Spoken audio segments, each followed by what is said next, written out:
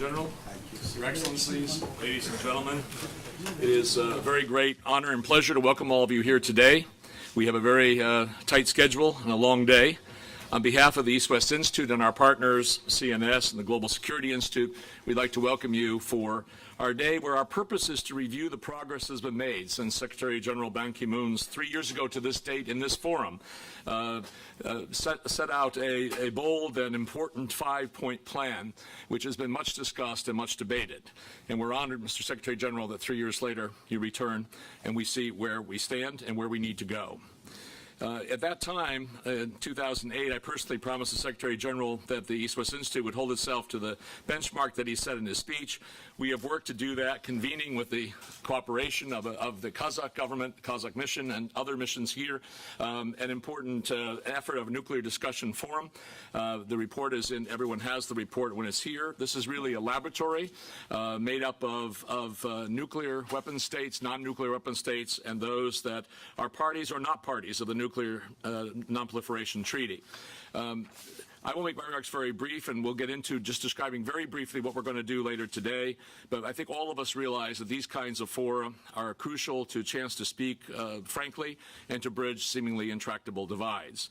The report of our proceedings of this event will be published and widely disseminated immediately next week, and we look forward to moving forward. I'd now like to move on and call our partner, Jonathan Granoff, who's going to explain a little bit about how the day will operate, and then we'll turn over to Chairman Francis Finley. Thank you very much.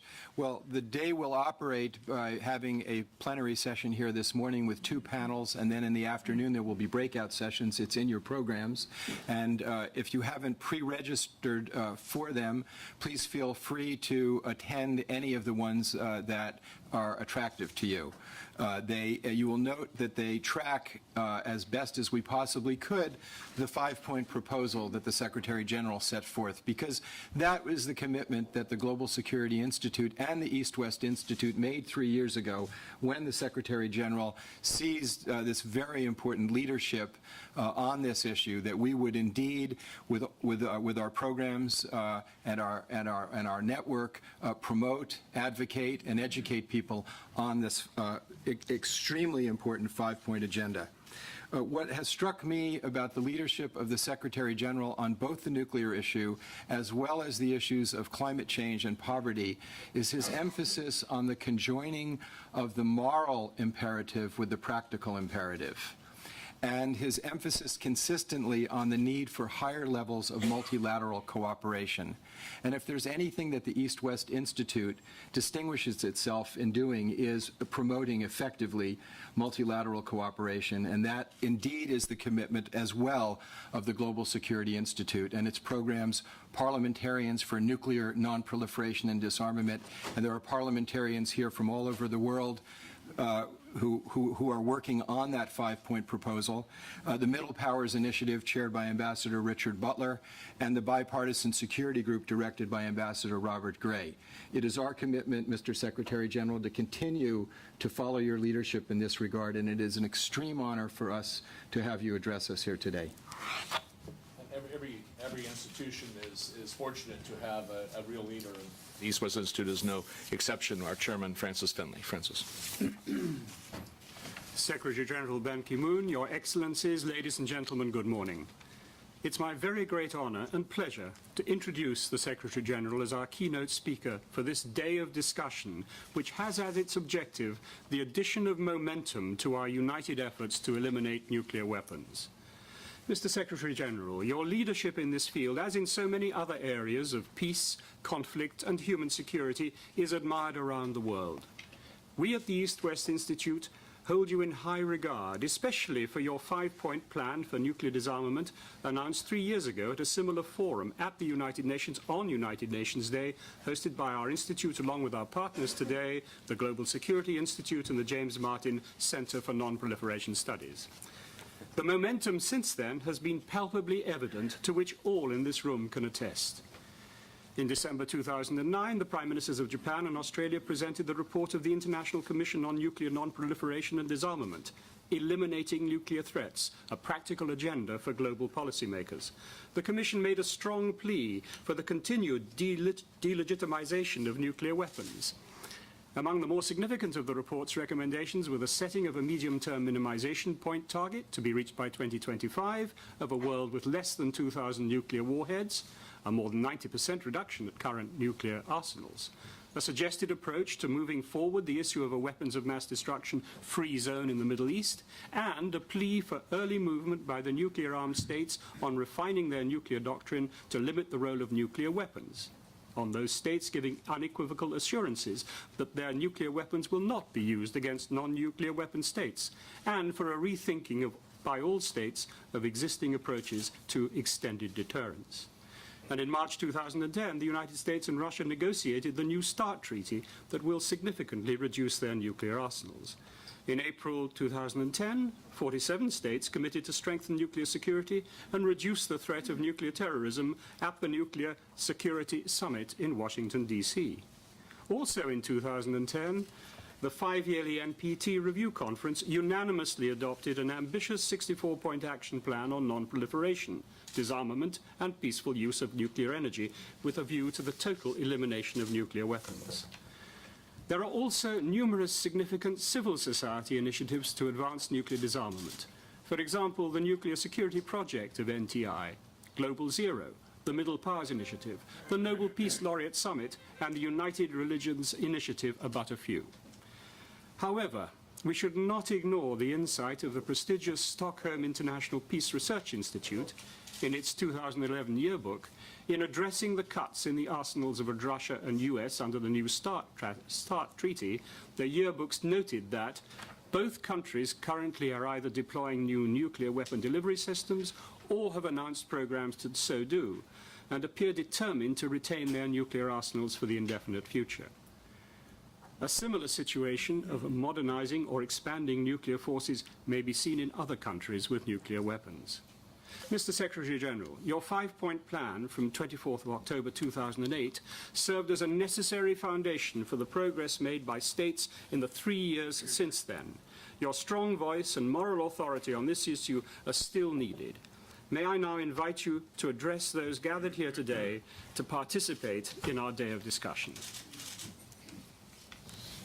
Thank you, Mr. Francis Finlay, co-chairman of the East-West Institute, Mr. John Murrows, President and CEO of the East-West Institute, Mr. Jonathan Granoff, President of the Global Security Institute, Excellencies, distinguished guests, ladies and gentlemen. It's a great pleasure to meet you again. As you know, today is October 24th, United Nations Day. We met 3 years ago. This is my third time. This is quite a meaningful reunion, and I thank you very much. Let me begin by saying what a great pleasure to meet you all. This is, again, the third time I have spoken at a conference organized by the East-West Institute. At the first, in 2008, I launched a 5-point proposal for achieving a world free of nuclear weapons. And thank you very much for your strong summit commitment and support and raising the awareness and raising the support at the international community. Then, as now, I believe we are at a crucial moment. I believe the time was right to inject new momentum into the disarmament agenda, to build on the energy and ideas of so many around the world who have challenged us to act, and to act now. Today, I want to thank the East-West Institute, the Global Security Institute, and the James Martin Center for Non-Proliferation Studies. We have today a fine opportunity to take stock and look forward. Now, we all know that the experts have been talking for decades about banning nuclear weapons. And yet, here we are. Tens of thousands of nuclear weapons still remain. New ones are being designed and built every day. And to what purpose? Even those who believe in this noble cause too often speak of nuclear disarmament as a distant dream, even a pie-in-the-sky ideal. As a Secretary General, I want to bring disarmament down to earth, not a pie-in-the-sky idea. instead of hearing the word disarmament floating in the air, I want to see disarmament effects on the ground. This is what inspired my 5-point proposal for action. First, I call for leadership by the nuclear weapon states, including good faith negotiations on a nuclear weapons convention. I also called for talks on deep and verifiable reductions in the largest nuclear arsenals held by the Russian Federation and the United States.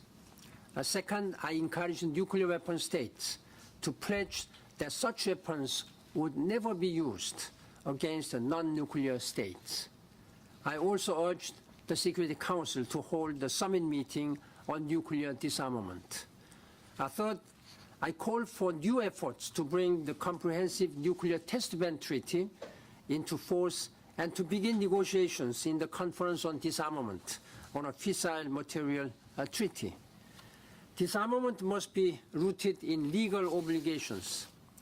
Fourth, I called on all nuclear weapon states to report their disarmament efforts to the UN Secretariat.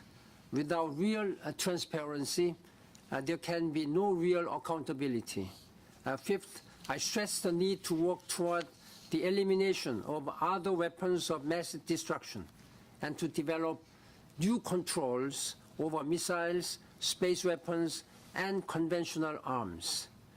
3 years on, we have seen some concrete progress. In September 2009, the Security Council held its first ever summit meeting on disarmament and non-proliferation.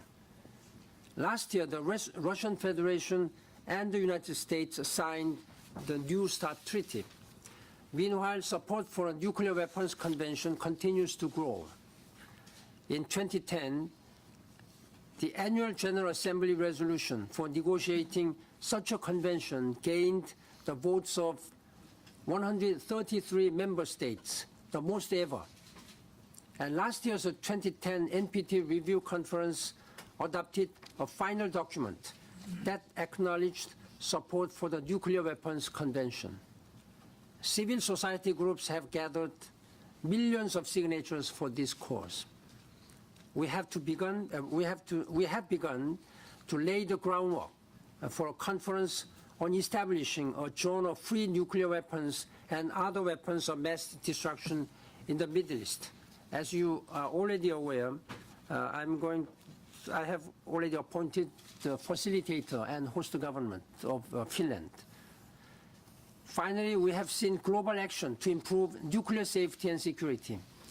Last month, in the aftermath of Fukushima disaster, I convened a high-level meeting on nuclear safety and security at the General Assembly. I hope it can serve as a stepping stone to other efforts, including 2012 Seoul Nuclear Security Summit. Ladies and gentlemen, today I would like to outline my thoughts for how to advance this progress. Most immediately, the world is expecting a deeper reduction in the largest nuclear arsenals. This should include limits on both non-strategic nuclear weapons and non-deployed weapons. And by weapon reduction, I mean weapon destruction. There is an indispensable role here for international verification, especially over the disposition of fissile materials from dismantled weapons. We need a significant improvement in transparency. Too little is known about existing stockpiles of weapons, fissile materials, and delivery systems. The UN's disarmament repository offers a useful tool for states in encouraging greater transparency.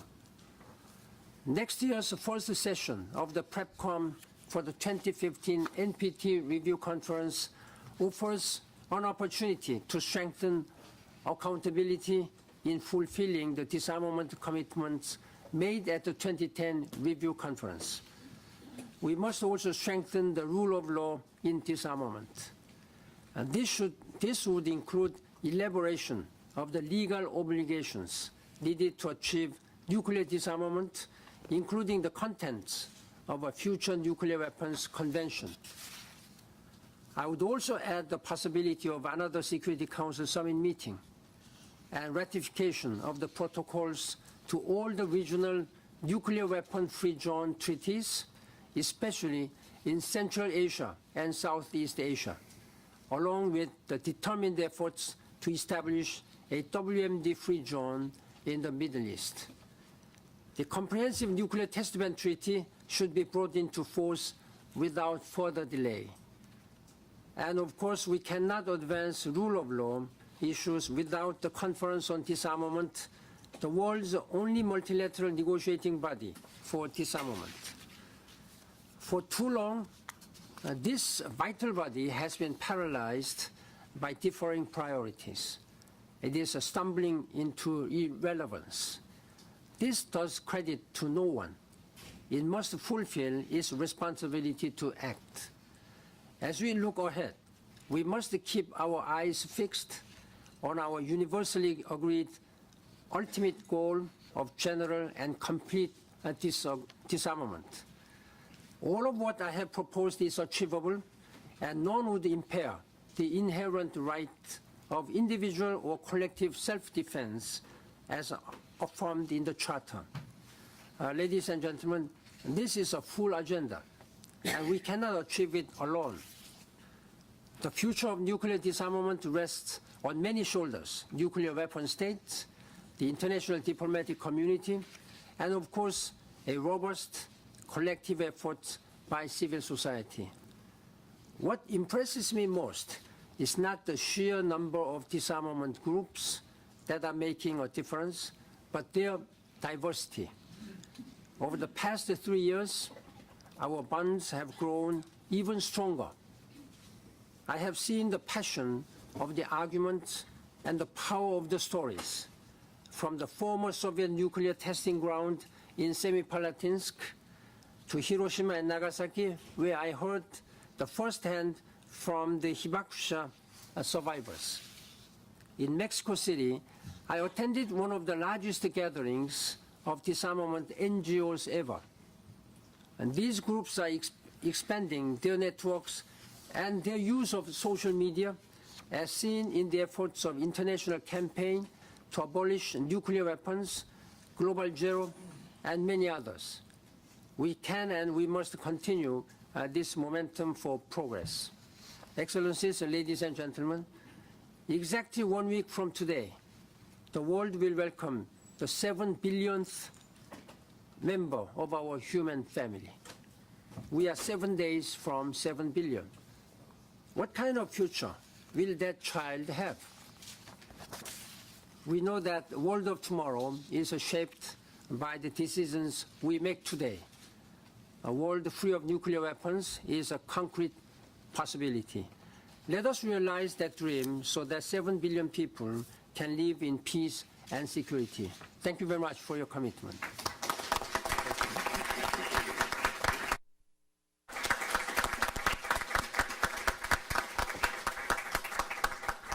Mr. Secretary General, on behalf of everyone here, may I thank you for your inspirational remarks. Just as you did 3 years ago, you've laid out a roadmap and plan for the future few years and given a focus for our discussions for the rest of today. So thank you very much for finding the time to join us today. We greatly valued your presence. Thank you. Thank you.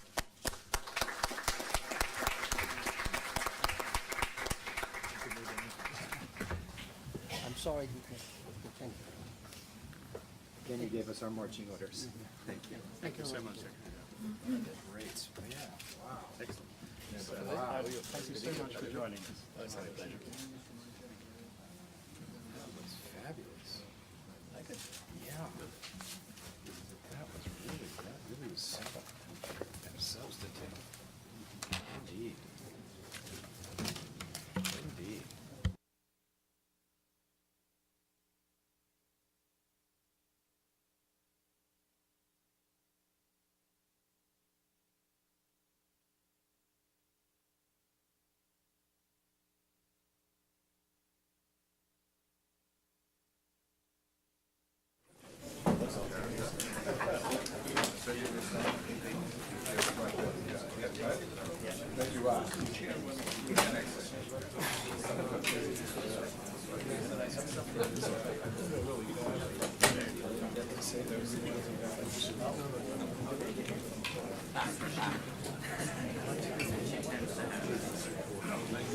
Fantastic. Thank you very much.